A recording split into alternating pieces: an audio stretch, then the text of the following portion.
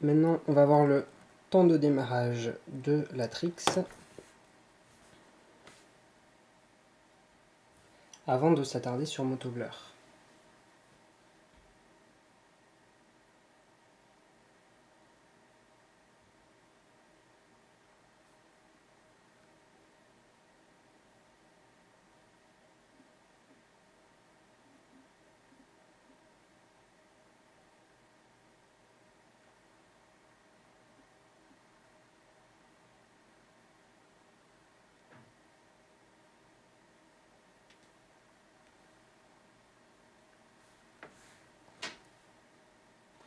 Voilà, donc là il est quasiment terminé.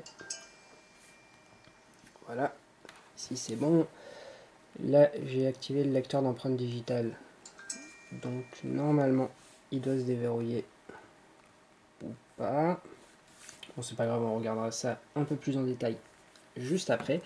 Donc au niveau du launcher, on remarque que qu'il n'y a pas vraiment d'évolution, mais c'est encore du Froyo, donc ça arrivera certainement avec Gingerbread, les modifications. Sur le bas, il y a 3 icônes, donc ici un raccourci vers l'application Appel, ici au milieu vers le menu, et vers le bas vers vos contacts. Voilà, comme vous pouvez le constater, vous ne pouvez pas les personnaliser, ce qui est plutôt dommage. Donc, maintenant, vous pouvez voir qu'on peut se déplacer et apparaît alors cette petite barre en bas qui est tactile et vous permet de rapidement changer de bureau et vous permet de constater qu'il y a donc 7 bureaux. En revanche, il est impossible de choisir dans quel ordre ils apparaissent et d'en supprimer ou d'en enlever. Le multitouch ne fonctionne pas. En revanche, il est possible d'avoir un aperçu global. Pour cela, il faut faire en appuyant sur le bouton du milieu. Voilà, et on voit l'ensemble des bureaux. Donc là, je vais revenir au milieu. Donc, on peut y mettre des widgets dits d'Android ou des widgets de Motorola. Donc, les widgets de Motorola ont la particularité d'être redimensionnables. Donc, pour cela, c'est simple. On fait un appui long. Et il y a, voilà, il y a ces 4 petites icônes qui se rajoutent. Et donc, on peut les redimensionner de la manière qu'on veut.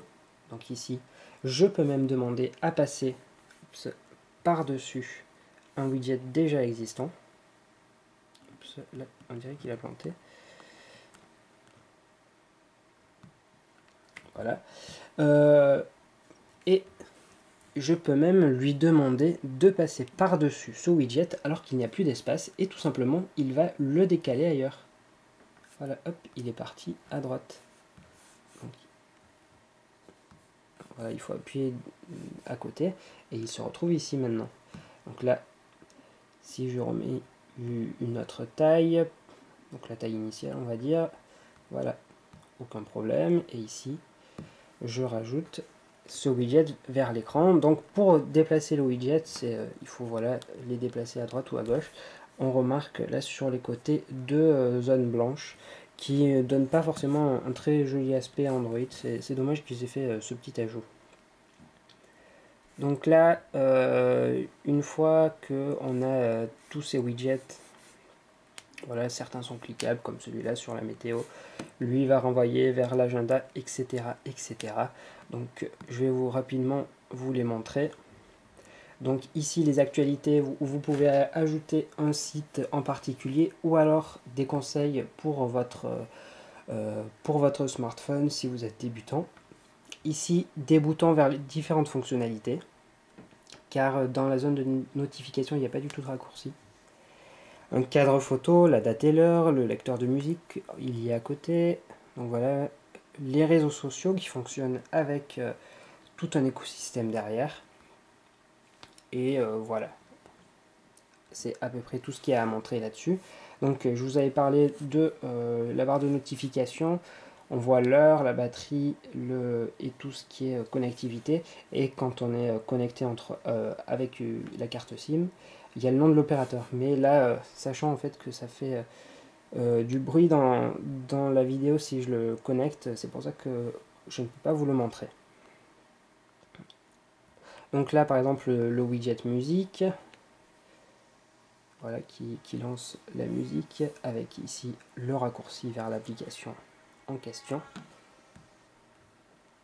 Voilà, c'est un exemple. Ici c'est un raccourci vers la galerie, donc qui par contre n'est pas multitouch ici.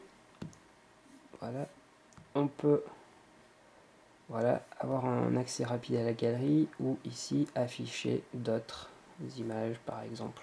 Voilà. Et ici ça renvoie vers l'application caméra.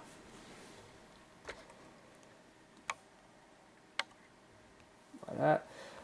Sur l'arrière, il y a un fond d'écran animé et en revanche, par contre, de ce côté-là, c'est très pauvre car en fait, c'est uniquement ce qu'on retrouve sur Android, à part celui-là de la forêt qui se sert de récupérer la météo et va l'afficher dans ce fond d'écran sur des couleurs, sur des tons noir et blanc. Donc c'est pas très chaleureux. Mais voilà, sinon c'est du classique. Hein. Et pour les fonds normaux, voilà, il y en a. Vous aurez de quoi choisir. Maintenant, on va regarder tout ce qui est application. Donc actualité, ça va fonctionner avec le widget que je vous ai montré tout à l'heure. Donc vous allez pouvoir choisir un flux, donc soit aide du périphérique, c'est donc des informations pour vous aider, voilà, donc ici, soit des conseils et astuces, soit un guide de démarrage. Ensuite, il y a des canaux qui sont prédéfinis, par exemple les échos, ou alors vous allez pouvoir personnaliser en indiquant directement un site ou une page web. Donc si vous mettez par exemple frandroid.com, il va trouver le RSS tout seul. Donc voilà, c'est assez bien fait là-dessus. Pour ce qui est actualité et météo, c'est l'application d'Android normale. L'agenda, idem. Pour l'alarme et minuteur, on voit vraiment que là-dessus, Motorola n'a pas pris beaucoup de temps sur cette application parce qu'elle n'est pas très jolie. Donc il y a deux onglets, alarme et minuteur. En revanche, bon petit point, c'est que on peut utiliser ses propres MP3. Donc en fait, on va pas directement chercher manuellement dans les dossiers, mais via l'indexation, il les trouvera tout seul. Et on note également qu'il y a la possibilité de mettre des vidéos, donc ce qui est assez sympa. Et la possibilité de mettre une alarme de secours, donc c'est-à-dire que ça émet un son plus fort si l'alarme sonne plus de 5 minutes. Voilà. L'Android Market, donc parce que il est certifié Google, donc rien de plus à dire là-dessus. Pour ce qui est de l'appareil photo, donc ça se présente sous cette forme avec les options. Donc il y a plusieurs scènes automatiques, portrait, paysage, sport, nuit et macro, qui donc fait d'assez bonnes photos, pardon. Donc au niveau des effets, il y a du normal, noir et blanc, négatif, sépia, solarisation, donc ça c'est du classique. Pour ce qui est du flash, vous pouvez demander qu'il se mette en automatique ou le faire manuellement. Pour la caméra frontale, vous pouvez le définir vous-même. Et ici, ça bascule vers le mode caméscope, qui donc à nouveau les scènes, à nouveau les effets. La possibilité d'activer le mode torche. Donc si en fait vous voulez l'activer, il faudra passer par cette application. Au niveau des paramètres, c'est relativement limité. Donc vous pouvez choisir la résolution de vos vidéos. Donc ça va du 720p jusqu'à du QVGA. Et pour les photos, donc voilà, je change le mode. Pour les photos, comment ça se fait? Ouais, ça met exactement la même chose.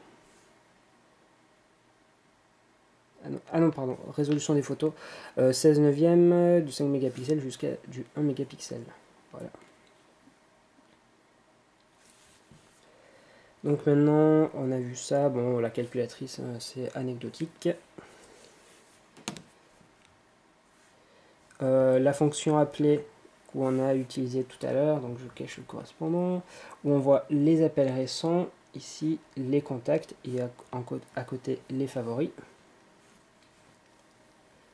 Voici.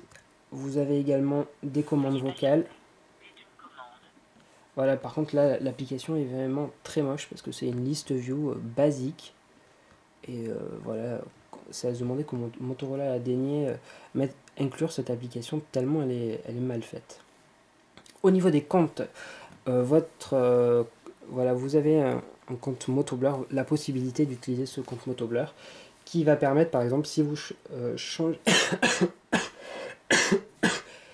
si vous enlevez la carte SIM, en fait, il vous sera demandé d'entrer ce compte Motoblur. Donc ça va être un très bon, une très bonne possibilité.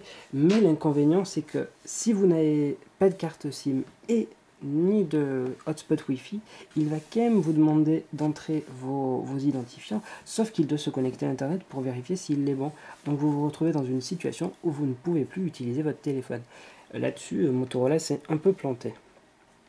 Pour l'ajout des comptes, il y a donc du MySpace, Picasa, Facebook, LinkedIn. Voilà, donc voilà, on va pas m'attarder là-dessus. Et Google. Donc au fur et à mesure, bien sûr, il s'ajoute dans la liste. Donc pour le connecteur WebTop qu'on va voir plus tard, du moins dans une autre vidéo, il y a le navigateur Firefox dedans. Et en fait, la possibilité, c'est que vous pouvez retrouver vos sessions d'onglets qui ont été ouverts dans l'autre. Par exemple, j'étais allé sur Frandroid sur le WebTop, et ici, je peux reprendre la navigation, ce qui est plutôt sympathique. Et également, les favoris sont synchronisés. Donc, très très bon point que ce qu'a fait là Motorola. Pour les contacts, rien de plus à montrer. Voilà, c'est une application, du moins ils l'ont redéfinie et elle est relativement moche, soyons honnêtes. Pour ce qui est du DLNA, donc voilà, il faut activer le Wi-Fi et après vous pouvez partager très simplement. Bon, il y a des applications sur le market qui le font, au cas où si ça ne vous plaît pas. Il y a également un gestionnaire de fichiers donc, qui peut regarder dans la mémoire interne ou sur la carte SD. Je vais au passage en profiter pour vous montrer les possibilités en matière de vidéo. Donc, une vidéo en AVI normale va fonctionner comme il faut, voilà. Alors, si là j'ai du 1080p, mais il faut que je regarde les infos. C'est donc du 1080p en AVI, ça va marcher. Voilà. Mais si on a des formats un peu plus exotiques, et ben ça ne va tout simplement pas marcher. Par exemple, du MKV en 720p, ici, pardon, ici, voilà, ça me dit tout simplement impossible d'afficher le contenu. Dommage. Voilà, donc pas mal cette intégration de gestionnaire de fichiers.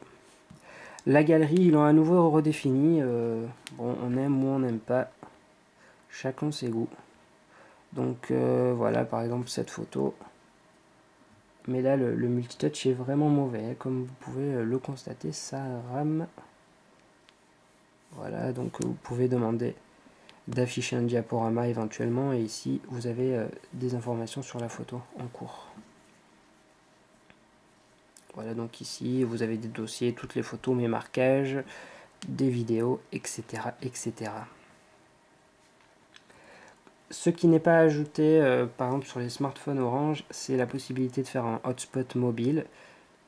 Voilà, donc c'est bien inclus dans le téléphone, mais les opérateurs peuvent le brider. Ici, vous avez votre messagerie. Juste en dessous, l'application musique. Donc là, normalement, ça va pouvoir m'en lire au hasard. Si ça veut bien. Bon. Voilà, donc là, il n'y a pas de problème majeur là-dessus. Au niveau des options, il y a la possibilité d'utiliser TuneWiki. Voilà, donc également la possibilité de voir des clips musicaux. Voilà, donc là pour cela, il faut être connecté à Internet, ce qui n'est pas mon cas. Vous avez également une interface de gestion dit outil PC Motorola, qui est en fait une interface web par du Wi-Fi, qui permet d'accéder à peu près tous les éléments, et c'est donc plutôt bien fait. Au niveau des paramètres, donc il n'y a pas grand chose à noter. Alors qu'est-ce qu'il fait Voilà, bon, là je suis sur le menu paramètres et sécurité, où vous allez pouvoir définir l'utilisation du lecteur d'empreintes digitales. Donc là, voilà, il faut que je passe mon doigt pour changer la configuration. Donc ce qui se passe avec ce lecteur d'empreintes digitales, c'est toutefois, si votre doigt n'est pas reconnu, vous entrez un code PIN qui va vous permettre d'ouvrir quand même votre téléphone en cas de non-reconnaissance. Pour ce qui est du gestionnaire des données, il y a la possibilité de mettre en place un contrôle du flux. C'est plutôt déconseillé parce que d'un coup, d'un seul, il se met à ne plus télécharger des applications sur le market, par exemple. Donc voilà, j'ai pas trouvé vraiment de valeur ajoutée à cette fonctionnalité. Pour la gestion de la batterie, vous pouvez en définir plusieurs, donc économie de batterie maxi, économiseur nocturne, mode performance, ou c'est à vous de le définir.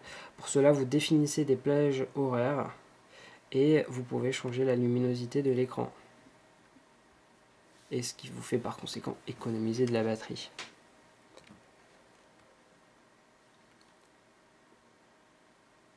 Voilà, donc là pour la carte SD, je vous en ai parlé dans une autre vidéo. Donc 1071 pour l'espace de stockage pour vos données. Pour les applications, donc là ça met 1,37, sachant que j'ai déjà installé d'autres applications, donc ça fait un peu plus en réalité. Le partage multimédia, c'est donc du DLNA, rien de plus à dire là-dessus. Réseau social, ça va fonctionnalité avec les réseaux qu'on a définis tout à l'heure. Donc voilà, ici c'est mon Twitter, donc voilà, vous pouvez répondre, envoyer un message privé, faire des retweets, etc. etc. Vous avez l'application SMS, donc on va regarder celui-là en exemple. Donc voilà, rien de très nouveau en fait. Voilà, et c'est à peu près tout ce qu'il fallait que je vous montre grosso modo sur ce smartphone, qui, comme vous avez pu le constater, est relativement fluide. Motoblur n'est certainement pas la meilleure surcouche qui existe, mais bon, elle s'utilise relativement bien.